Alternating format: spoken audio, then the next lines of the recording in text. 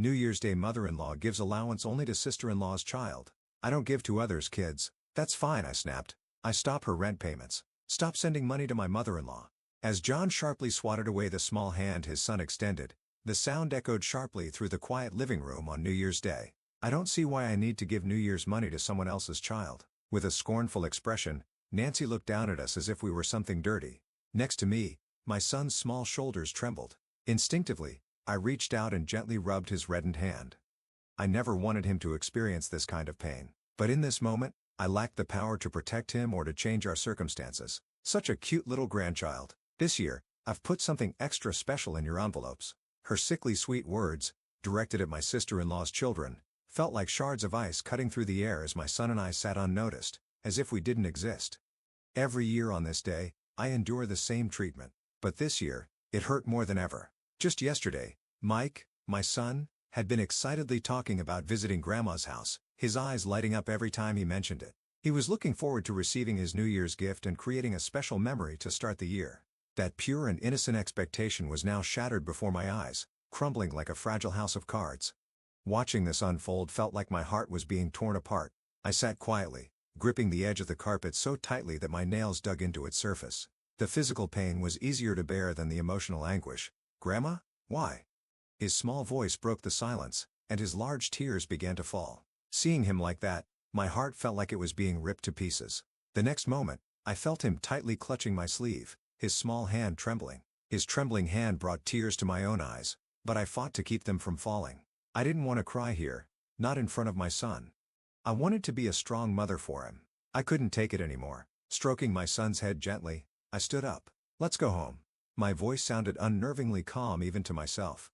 "Oh, leaving already? We were just about to start the family dinner." At that moment, my phone rang. Seeing the name on the screen, something shifted inside me. All the emotions I had been suppressing threatened to pour out at once.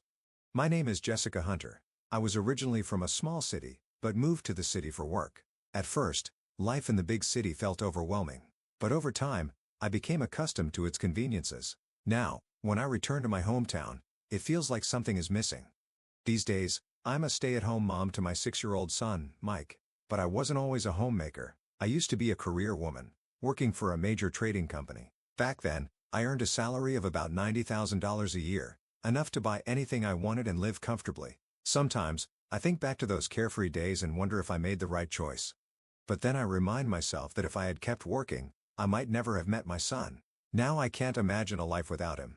My parents were both teachers and highly value education. They sent me to a private middle school, which eventually helped me get into a prestigious university and land a job at a top trading company. I'm deeply grateful to them for giving me such opportunities. That's why I felt so guilty when I decided to quit my job at the trading company. I questioned my decision over and over, wondering if I was making a mistake. I didn't even tell many people the real reason I was leaving, so my colleagues were shocked and tried to talk me out of it. Every time they did, it felt like a piece of my heart was being pulled back. It's been 6 years since I left that job. While I sometimes miss it, I'm grateful for the time I've been able to spend with Mike. Being able to be with him during these precious early years has been invaluable. I left my job because I got pregnant. At 31, I was thrilled to be expecting my first child. Things were going smoothly until one day, a doctor told me I was at risk for preterm labor. Continuing to work could have endangered both me and my baby, so I made the heartbreaking decision to resign. My husband, John, was very supportive and said, "I'll take care of you." His words gave me the courage to finally make the decision. Without his support, I might have kept working and put myself and my child at risk. Now, I work part-time at an office, 3 days a week. My monthly income is only $1,200, which feels like a drop in the bucket compared to my former salary. But it helps support our household, so I try to be content with it. My husband's salary isn't very high, so raising a child on his income alone can be a bit of a struggle. I don't want to hurt his pride by mentioning this, so I tell him I work part-time to stay connected to society. John and I have known each other since childhood. We went to the same elementary school, but lost touch when I started attending a private middle school. We reconnected at our class reunion. At first, I didn't recognize him because his appearance had changed so much, but his kind personality hadn't changed a bit, and it brought back memories of our childhood. To be honest, he wasn't my type physically, but his unwavering devotion eventually won me over, and we started dating. His kindness continued throughout our relationship, and even our friends were envious of how considerate he was. However, things changed after we got married. He became distant and uninvolved in raising Mike. When I told him I was pregnant, he cried tears of joy, but now he barely participates in childcare. People can change so much, it seems. To make matters worse, John's behavior has been strange lately. He used to barely touch his phone, but now he carries it everywhere, even to the bathroom. He claims he's been working overtime because of his busy schedule, but he's been coming home later than ever. A woman's intuition is rarely wrong, and I can't shake the feeling that he's having an affair. John isn't very good at keeping secrets, so if he's cheating, I'm sure evidence will surface soon. Until then, I've decided not to confront him or snoop around. If he realizes I'm suspicious, he might start hiding evidence, even if there is some. If John really is having an affair, I suspect it stems from the emotional scars of his upbringing. He grew up in a single-parent household and always felt the need to meet his mother's expectations. He once told me he worked hard to please her because he didn't want to cause her any trouble. He took numerous high-paying job interviews, hoping to provide financial support from her. Unfortunately, after many rejections, he settled for his current position. I remember how shocked he was when we discussed our salaries before marriage. My income was significantly higher, which must have been a blow to his bride. Since then, we've avoided discussing our salaries altogether. I've been covering the financial support he sends to his mother, which has probably eased some of his burden, but might also contribute to his stress. I've worried that this stress could manifest in unhealthy ways, and now, it seems like it has. One evening, I received an unexpected call from my sister-in-law, Rachel. I was in the middle of making dinner and couldn't answer right away, but the phone rang persistently. Assuming it was urgent, I eventually picked up. "Starting tomorrow, I'm going on a 3-day trip with Mom. Can you take care of my son?" She spoke as if I had no choice in the matter. "I'll drop him off at your place at 9 a.m. Thanks in advance." Rachel had been living with my mother-in-law since her divorce. The divorce was apparently her fault, caused by an affair on her part. I had always found her selfish, but I maintained a neutral relationship for Mike's sake. However, this request was too much.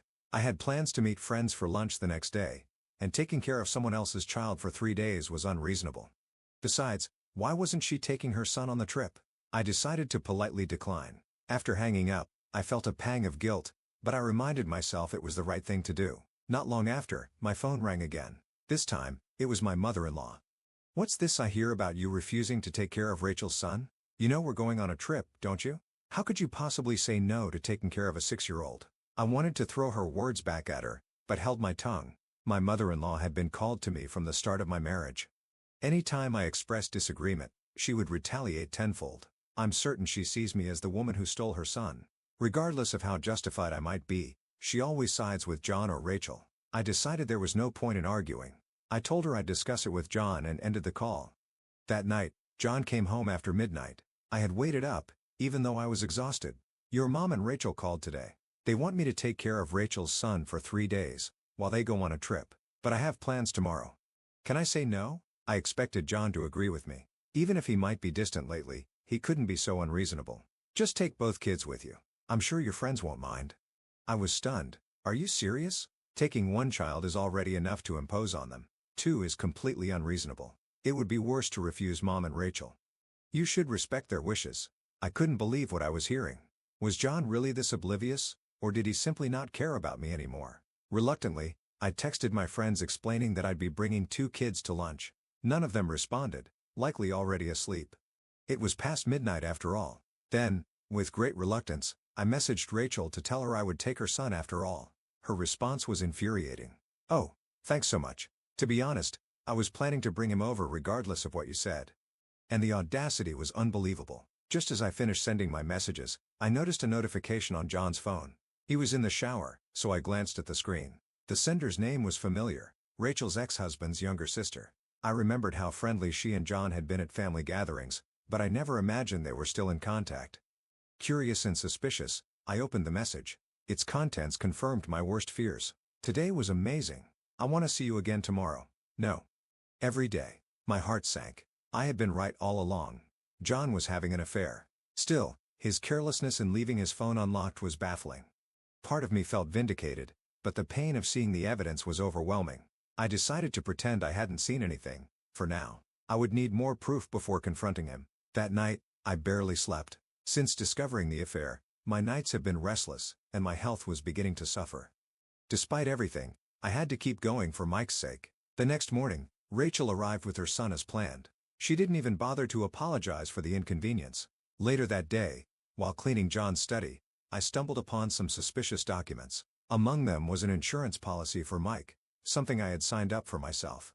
The papers suggested John was trying to cancel the policy without my knowledge. As I replaced the documents, a photo slipped out from between two books. It was of John and Rachel's ex-husband's sister, taken 6 months ago. They looked happy, like a couple on vacation. I couldn't remember the last time John had taken me on a trip. The discovery filled me with a mix of anger and sadness. I resolved to gather more evidence before taking any action. I wasn't the type of woman to suffer in silence. Over the next few weeks, I hired a private investigator to dig deeper into John's affair. What they uncovered was far worse than I had imagined.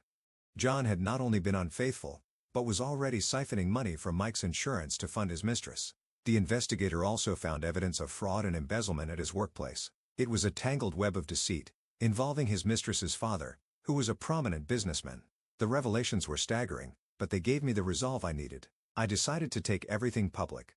A month later, I found myself standing before a room full of reporters, ready to expose the truth. Would you like me to continue from here? The press conference was packed, the air heavy with anticipation. John, his mistress, her father, and my mother-in-law were all present, their faces tense and pale. Today, I was tasked with revealing everything. This was my moment to expose the years of pain and betrayal I had endured. Thank you all for coming today. My voice trembled slightly as I began, but I quickly composed myself. I recounted the timeline of events, presenting the evidence I had meticulously gathered. Photos, documents, and recordings were displayed for all to see, each piece of evidence more damning than the last. The audience of journalists was stunned, and there were pens flying across their notepads. Questions began pouring in from the press. Is it true that this company was involved in corporate tax evasion? Did the mistress's father knowingly enable these illicit activities? Were the other family members aware of John's affair and misconduct? John, his mistress, and her father struggled to answer, their attempts at denial crushed by the undeniable evidence. By the end of the conference, their reputations were in shreds. That evening, the story dominated the news. Friends and acquaintances reached out to me, offering their support and expressing their disbelief at the extent of the scandal. For the first time in years, I felt truly seen and supported. The fallout was swift and severe. The mistress's father's company faced investigations and a massive stock crash, eventually declaring bankruptcy. My mother-in-law became the subject of neighborhood gossip, her once sympathetic neighbors turning their backs on her. John was fired from his job without severance, his reputation irreparably damaged. The mistress severed ties with him, leaving him alone and in debt over $500,000 owed to creditors. I couldn't help but feel a sense of justice as I learned these updates. Meanwhile, I was rebuilding my life. With the help of my former boss, I secured a position in their consulting department. The work was challenging, but fulfilling, a stark contrast to the isolation I had felt as a housewife under constant scrutiny. Mike adapted beautifully to his new school, his cheerful demeanor a daily source of joy for me. On a sunny spring day, as I watched him walk to school with his new backpack, I felt an overwhelming sense of pride. Despite everything, we were moving forward. Months later, the divorce was finalized. Yang was prohibited from contacting me or Mike. The last image he had of his son was from the entrance ceremony, a bittersweet memory of him, no doubt. Nazy, once the matriarch of her neighborhood, was now a pariah. Rachel, stripped of custody of her son, was reportedly working in unsavory jobs to pay off her debts. As for John's mistress, she disappeared from the public eye, her whereabouts unknown.